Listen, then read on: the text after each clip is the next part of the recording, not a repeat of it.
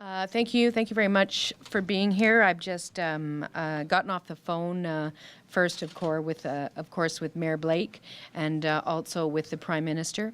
I've spoken to them both about sort of the state of play as well as the level of assistance that we may well require from other jurisdictions across the country. Of course, the Prime Minister indicated that all things that we need to have to support both the community as well as our efforts will be provided, and Mayor Blake will, of course, be remaining in touch with her throughout all of this. Our hearts go out to the residents and the citizens of Fort McMurray today. I know that it's a very scary time. I know it's a very, very stressful time for people to be having to leave their homes and under these conditions. Our focus is completely and entirely right now on ensuring the safety of people, of getting them out of the city and ensuring that they are safe and secure. The work continues in terms of ensuring that we do everything we can to stop the fire, and of course our experts here will provide you with more information about that.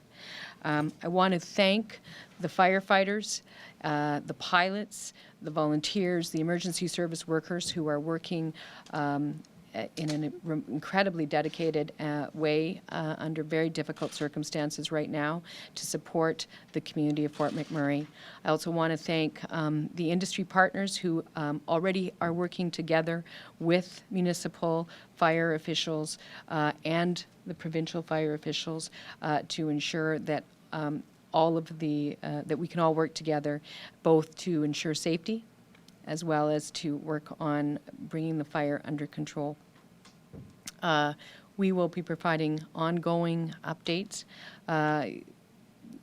Circumstances permitting, I will be going up there tomorrow, although again, it's a very changing situation and it has to be something that is done subject to the best interests of ensuring the safety of both the residents and the citizens of Fort McMurray, as well as those very dedicated people who are working to preserve their safety and to combat the fire. So those are the extent of my comments right now. All Albertans are watching this. All Albertans are with the people of Fort McMurray. I believe it's safe to say that most Canadians are as well. And we will do everything that we can to ensure everybody's safety. And our hearts are with you, and we'll keep at it. So if I could ask Bruce Mayer from Forestry to come forward and offer some additional details. Thank you. Thank you, Premier. Good afternoon. So just a quick overview on the wildfire situation itself. Wildfire started here Sunday afternoon. Last night at about 7 or 8 o'clock, the fire moved to the west and crossed the river. We focused overnight, yesterday and overnight, with dozer resources, heavy equipment along the north side. Priority, of course, is public safety within the municipality. This fire today, with the temperature, the relative humidity, it's down low in the lower than 20%, temperatures high teens. The fuels are very explosive out there right now. We have not reached any of the full green up. Some of the aspen trees are starting to leaf out, but the grass is still very dry, and all the brush under the trees are very dry. We have on the north side of the river, the fire is up in this area. It is about 5 kilometers away from Thickwood itself. We've had a little bit of fire follow the river and enter into the town during one of the drainages. As you come in from the south end of town, as you go downhill, there's a river ravine in there. Air tanker assets we have right now working on this fire is 9 air tankers. We've got over a dozen helicopters. We've got over 100 firefighters with more on the way. I was just advised that we had firefighters on the southeast side of the fire up until about a half hour ago, and we're going to be pulling them out.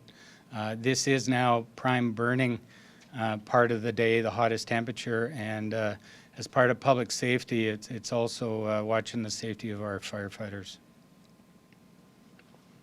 And I think that's, one other piece maybe from tomorrow's weather perspective. We are expecting a cold front from the east to come in, hit mid-afternoon in the Fort McMurray area. The winds earlier today were from the southeast. So when I say from the southeast, so they were heading northwest, switched over to the southwest here this afternoon.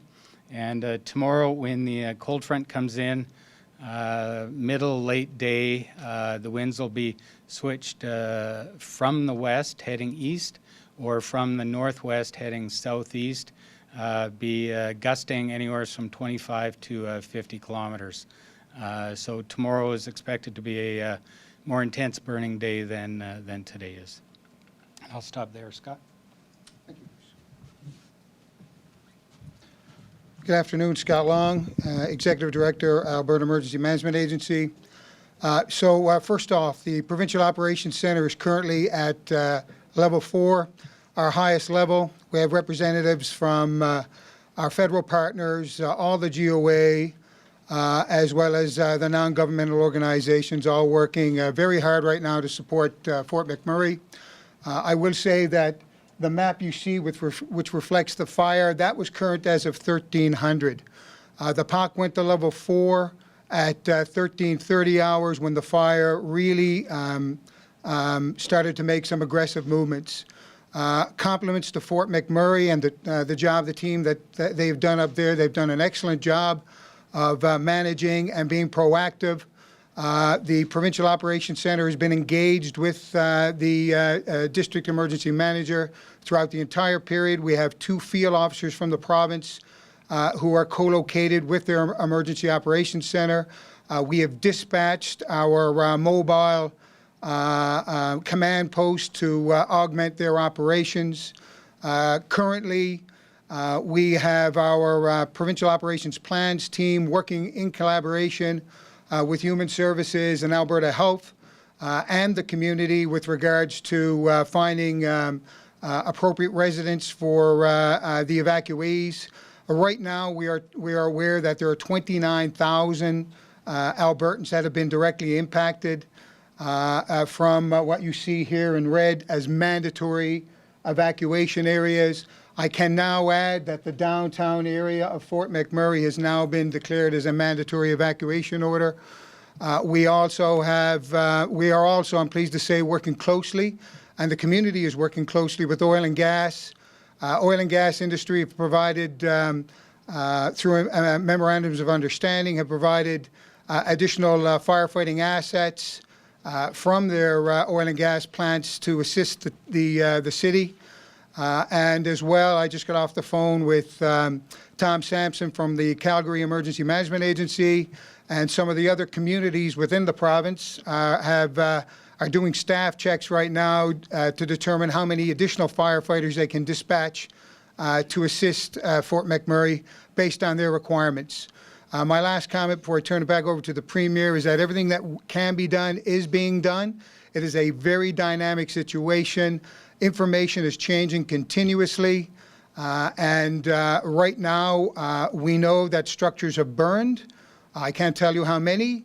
Our priority, to reiterate what the Premier said, is the safety of Albertans, the safe evacuation of Albertans, and stabilizing the situation. Thank you. Premiers, please take your questions. If you have technical questions, these guys can obviously jump back up to the microphone and ask. Premier Notley, I'm wondering if the province has requested resources from other provinces. Yes, I believe that work has already begun. There's common reciprocal agreements that are always in place, and so we're looking in particular for trained firefighters who can come in sooner rather than later. So that work has already begun. As things stand right now, my understanding is that we are using all of the mechanical resources that it is safe to use at this point. So the idea of putting more stuff in the air, we can't actually put more stuff in the air because it will become dangerous if we have too many planes in the air with all the smoke. So at this point, I think we're focusing mostly on human resources. Again, as I've said, we've begun conversations with the federal government about the role that can be played through them in terms of transporting people and airlifting people out, as well as potentially bringing in additional supplies. So we are definitely, and then of course, as Scott mentioned, we've already begun coordination with other large municipal firefighting services in the province. Premier, can you just give us a sense, you referenced, I think, the fire heading towards, I think, Beacon Hill. Can someone just give us a sense of what's happening right now in Fort McMurray? What structures are burned in what area, and is there a danger of that road being cut? Well, my understanding is that that basically the fire has reached Beacon Hill at this time, and as well as in some elements of Gregoire. I believe this is what the mayor just informed me, and so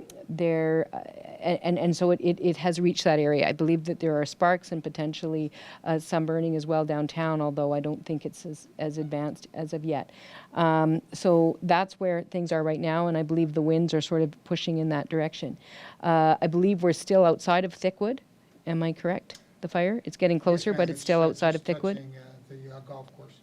And the McDonald Island Reception Center was originally set up as a place for people to be. That's been evacuated now. So they're in the process of evacuating those folks north.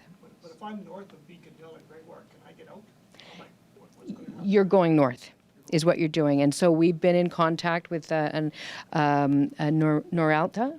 Has several different camps that they've already indicated that we can use. We need to find more. We've secured about spaces for about 6,000 people. We know we need to find more, and that work is underway. Looting would be, what are you going to do if you've got a lot of empty houses? Our bigger focus right now is safety. So we have about 160 RCMP on the ground, and our focus right now is just getting those folks to leave the communities. So, and that's currently the focus, is getting people out, getting them across the bridge, because of course there's only one bridge that takes you north. And that's what the mayor's indicated to me is the primary focus right now. Once they do go north to Noralta, is there a chance that they may have to be moved again? What's the situation up there? Sure. Yep. There is no other. Sorry, if you could just go to the microphone. Yeah. Okay, thanks. There is no other wildfires to the north. The key wildfire that we're dealing with here right now is the one just to the southwest of Fort McMurray. So no other threat at this point in time. Any other questions Yes. for Premier? Or for Premier, I believe. Sorry, okay. That's right. How many, so we've got 29,000 people are being mandatory, I'm trying to remember. I believe it's actually expanded now. It was at 25,000. We've now 29 is the current number we've got 29,000. right now, ma'am. Yes. Can you get a sense, what's the highway like going south there? I mean, The highway is closed, basically right here. so how are At people this point. south getting out then? Well, a lot of folks had already started moving south, and they've moved. Anzac is the Anzac, yes, ma'am. Anzac's down here, and so that's another place where people are going in terms of the of the resettlement spots. One piece of information as well that I did forget to give is that on the GOA website now, just on the main website, there is on the first page an app people can download, and then they will get updated alerts from emergency. Alberta Emergency Alert. An Alberta Emergency Alert, which is giving the most up-to-date information on what's open, what's closed, where to go, that kind of stuff. So it's really important that people understand that they can get access to that information on a very quick basis. Is there information on who's affected? Have you had anybody like breathing problems, or is there any kind of? Thus far, we've been advised that there have been no injuries, no casualties. But there's no question that is absolutely our focus right now. We've got, smoke issues. The hospital is in the process of being evacuated. We know we have some challenges ahead of us, and that's why we've asked for help from all quarters. Is anybody resisting leaving? No one's trying to stay behind? Or? I haven't heard reports of that, but, I think, I haven't heard reports of that. I would simply urge everybody to follow the encouragement of officials of the RCMP, the sheriffs who are on the ground, the other emergency professionals who are asking people to leave. As frustrating and as scary as it is to leave your home, it's not as frustrating as scary as to find that you're trapped by your home if the fire changes direction. So it is absolutely important that people follow directions and evacuate as requested. Premier, you mentioned possible airlifts. Where would people be airlifted to if that happened? I think our first issue is to confirm that we can get the capacity from the federal government, then to confirm which airport they can land at. And then at that point, I think obviously the first priority would be the people with medical problems, and our priority would be to bring them to other medical facilities. And AHS is, I suspect, in the process of working that out. Do you remember the number of people that are impacted in the hospitals? No, ma'am. I know right now they're evacuating those that can move, and they're planning to evacuate those that require additional assistance. Right. You don't know offhand, Premier, is there any effect on the oil sands operations? Nothing yet, and certainly, as has been mentioned, the operators themselves have specialty fire crews and their own rather extensive firefighting equipment in place. So we expect that they are doing that. But in terms of additional things that we can do to prevent, we may be asking for additional resources on that one as well. The scale of what we're seeing here, how bad is it? Pardon me? The scale of what we're The seeing scale? here, how bad is Well, at this point, in terms of the size of the evacuation, I suspect this is probably the largest evacuation, is that correct, that we've seen in the history of the province. And so we are, is that correct? Pardon me? Absolutely. In terms of fire, it's, yeah, no, this is bigger than Slave Lake.